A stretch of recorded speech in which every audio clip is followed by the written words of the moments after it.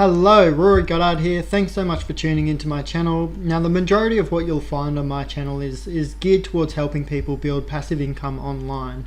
However, I'm also really passionate about health and fitness. I've got a degree in exercise physiology and I've been in the fitness industry for over 11 years now. Until I started getting into making money online, I'd never really thought to use YouTube as a way to reach and help more people with their health and fitness goals.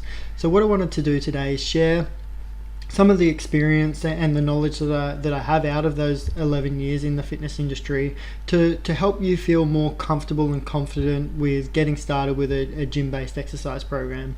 Or if you are already a member of a gym but you just feel a bit lost with what to do in the gym, or you're getting a bit bored of your current exercise program, I want to show you a general structure or how to structure an exercise program so that you can modify, vary and adjust your exercise program with ease, and then progress that as you reach greater levels of fitness. Before I get started with the main content, I do just want to give you a general outline of the exercise program that I recommend for beginners to get into. So there's three forms of exercise that I recommend for the beginner. The first is definitely resistance-based or strength-based exercise. Ideally, you want to be doing this for 2 to 3 times per week for about 30 to 45 minutes. The other type of exercise that I recommend is high intensity interval training. Now, as a beginner, maybe you'd start off with what you might call moderate intensity interval training and then progress up to high intensity interval training. If you're not exactly sure what interval training is, I will go through this a little later in the video. This type of exercise is done in much shorter duration, so it's a really time-effective type of exercise. You can really get a session done in 5 to 15 minutes. You can even add this on to the end of your resistance-based exercise, or you can do it on other days as well. The third and final form of exercise is just your general steady-state based exercise. So this might be going for a bushwalk or a bike ride or going for a swim or something like that. Really, this is more geared around just your general health and stress reduction, this type of exercise. But I do definitely recommend it at least 1 to 2 times per week. But you can really do this form of exercise as much as you like. What I'm going to be focusing mostly today is teaching you how to design and progress your resistance-based exercise program. This is probably where most people have the most difficulty in knowing what to do and how to do it, and also where people are at the most risk of creating or potentially increasing their risk of future injury and musculoskeletal pain and disorders. So this will make a little more sense as we get into it, but what I'm going to do is I'm going to help you categorize and list certain resistance-based exercises into their movement groups, and then what I'm going to do is give you a structure that you can just follow along, so that all you need to do is pull out the exercises from those lists and put them where they need to go within that structure. That way that every time you go to the gym, you can be designing a new exercise program. You never have to be doing the same thing over again, but at the same time you'll also have confidence that you're going to have a well-balanced and well-structured exercise program. So what I like to do is categorize my exercises into 9 different groups. Now, before I go into those groups, I do want to point out that I've listed all of the groups within the description below and listed all of the exercises within those groups to make it easier for you. Obviously there's other ones that you could add to those lists, but these are just the something to get you started with anyway.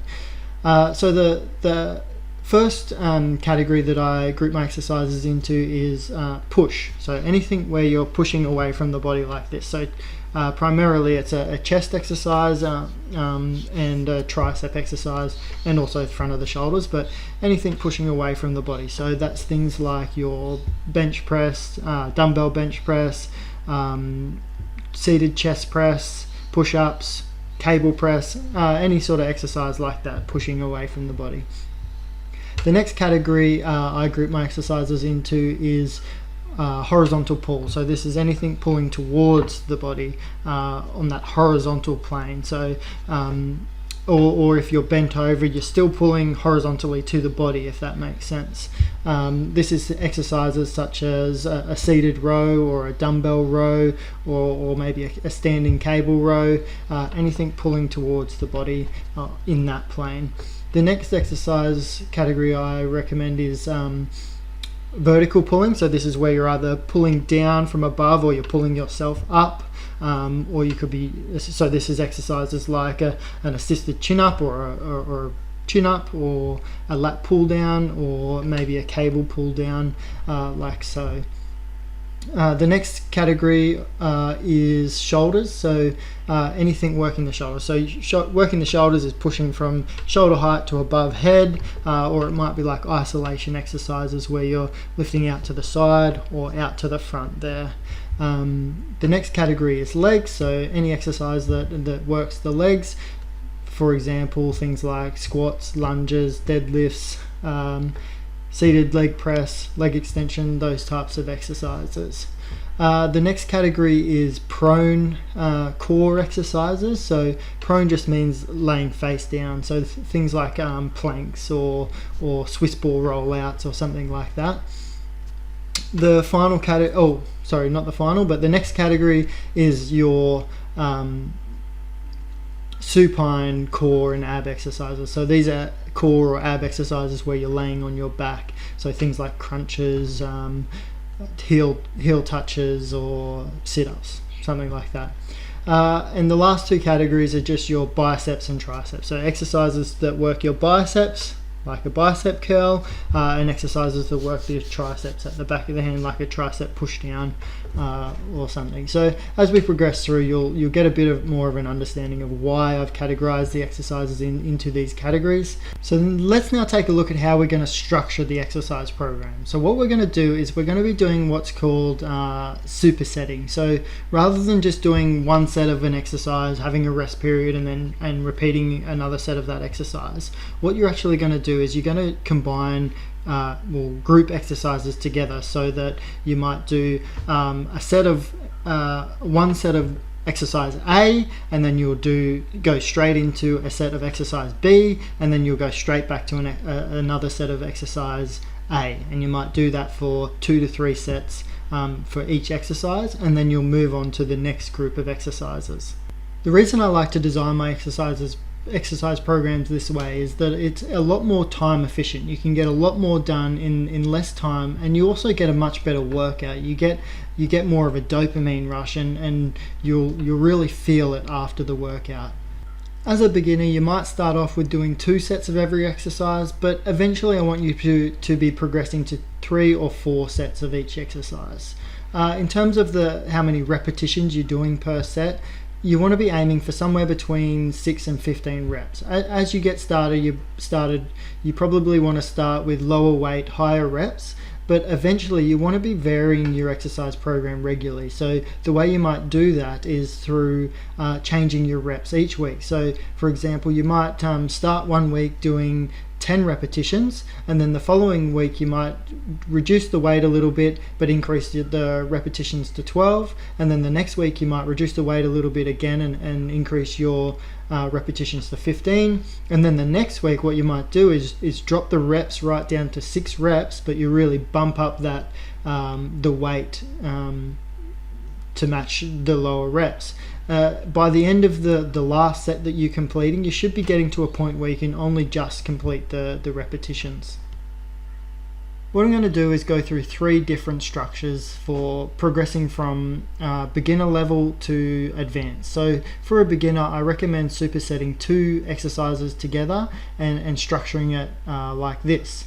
So as you can see, superset 1 is going to be, you're going to choose an exercise from the push list and an exercise from the legs list. So you're going to do 1 set of the pushing exercise, 1 set of the leg exercise, and then go back to the push exercise and complete 2 to 4 sets of each of those. Then you're going to move on to superset 2, and you're going to pull an exercise from the list out of horizontal pull and another leg exercise. And then complete the superset 1 exercise to the next, for 2 to 4 sets. Then you're going to move on to superset 3, where you're going to choose an exercise from the vertical pull list and either an exercise from the prone or supine core or ab exercise. For superset 4, you're going to do a shoulder exercise and another horizontal pull exercise. So the reason why I've included another horizontal pull exercise is because I mean, a lot of the activities that we now perform on a daily basis cause internal rotation of the shoulder. So that's why a lot of us have rounded shoulders like this. A lat pull down and pressing exercises, they're internal rotators of the shoulder as well. So I like to put in that extra external rotating sort of exercise to help balance out the program that way. The final superset, and this is optional whether you want to include in your biceps and your tricep exercises.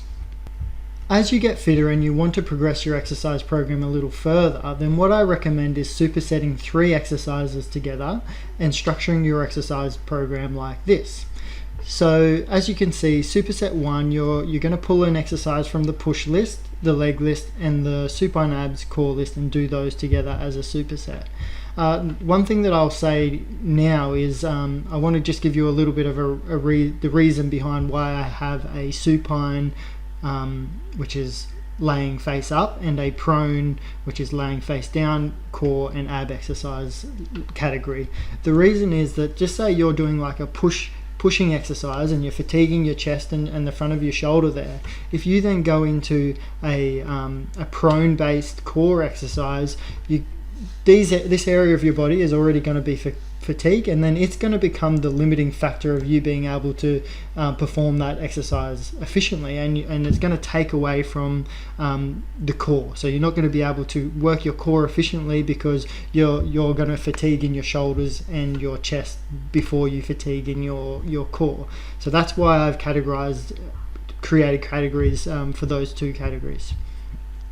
The next superset that you're going to go into is the superset 2, and as you can see there, superset 2 consists of a horizontal pull, legs, and a prone abs core exercise. Then you're going to move on to superset 3, which is you're just going to pull an exercise from the shoulders list, the supine core ab list, and the horizontal pull list. Superset 4, you're going to do a vertical pull, so pulling down from above your head or pulling yourself up, a prone core exercise, and another leg exercise. And then at the end there, you're going to add on an optional superset 5, which will consist of a bicep exercise, a tricep exercise, and a supine or prone core exercise. For even more variety and to progress your exercise program even further, then what I suggest doing is combining 2 exercises into the 1 exercise and structuring your exercise program like this. So for superset 1, you're going to do a push exercise, so pull an exercise from the push list. Then you're going to do a horizontal pull plus leg exercise. So you're going to do an exercise that combines a pull with a leg exercise. So this might be something like doing a squat plus row with the cable machine. So you'll set up the cable machine with the cables down low, start in a squat position with your hands extended out, and then as you stand up, pulling in, and then as you go back down, letting it out. So you're combining 2 exercises together. Another option there might be doing like a lunge. So the same thing with the cable, doing a lunge and a row like that. And then you're just going to combine that with a supine abs and core exercise. Superset 2 is a horizontal pull, legs and prone, so that's just another straightforward one. Superset 3 is a shoulders and legs. You're going to combine a shoulder and a leg exercise together and do that with a supine core and a horizontal pull exercise. So an example of a shoulder and leg exercise might be a squat. So starting in a squat position with the weights at your your shoulders, and then as you're standing up, pushing them above your head, and then as you go back down into the squat, bringing them down to the shoulders, and repeating like that.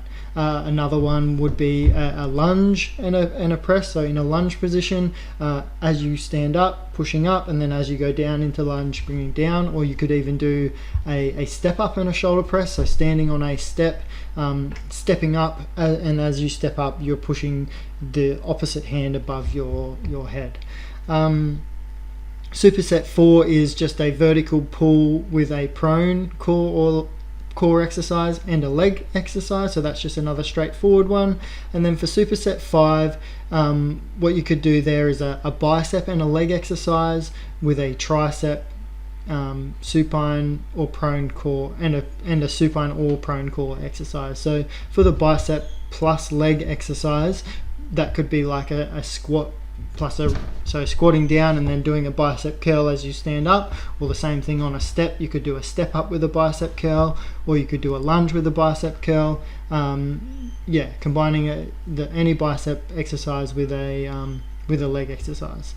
Other ways you could add variety are through converting this structure into like a circuit-based training. So you could follow along in the same order of exercises, but rather than supersetting them, just do one exercise after another, still following on with the order that's laid out in the structure, but you might go through all of the exercises, one set of each, and then have a rest period, and then go back to the start and repeat. This will being able to do that will depend on how busy the gym is that you are going to. But yeah, that's one way you could add extra variety to your program. Another way would be to vary your reps within the session. So for example, rather than doing changing the reps every week, in one session you could start off with 6 reps, so 6 reps at a heavier weight, and then the next set that you do for that exercise you could do 8 reps at a slightly lower weight, and then for the third set you could do 10 reps at a slightly lower weight, and then for the last set you could do 12 reps at a slightly lower weight, and you could structure your program like that. The last thing I want to do is just go over high intensity interval training for anyone that doesn't know what it is, and also to provide some different ideas on how you could structure your interval training sessions. I don't feel I really need to go over the slow steady state exercise because that's pretty self-explanatory. So let's get into what high intensity interval training is. So high intensity interval training is alternating between periods of high intensity exercise and low intensity exercise. So for example, you might do 30 seconds of say 95 to 100% of your maximum effort on say a treadmill or a rower or an exercise bike or even a cross trainer, and then you'll have 30 seconds rest where you might have a complete rest, or you might drop the resistance down on the bike and just pedal at a really slow pace, and then after that 30 seconds you'd go back into the high intensity 30-second interval and put the level of the resistance of the bike up and pick up your pedal pace so that you're working at 95 to 100% of your maximum effort. So that's basically what interval training is. On the screen here now you can see a number of different ways that you can structure your high intensity interval training. So it's best to keep the intervals fairly low, and as I said earlier, just remember you don't want to be doing this style of exercise for too long of a period, so probably only 5 to 15 minutes max. So that's about everything for today's video. What I want to point out is that everything that I've gone through is detailed in the description. So in the description you'll find the list of the exercises for each of the different categories, and you'll also find the layout on how to structure your exercise program and how to pull exercises out of those lists and put them into a well-structured exercise program. And I've listed out the different structures for the beginner, the intermediate, and the advanced. So go down and take a look at that. If there's any exercises that you don't know what they are, I suggest just Googling them. Another thing that I would recommend is actually, as you're getting started, you might want to get some advice from a fitness trainer within your gym, just making sure that you're doing all of the exercises correctly, and getting a bit of advice on your technique and making sure that you're doing exercises safely and correctly.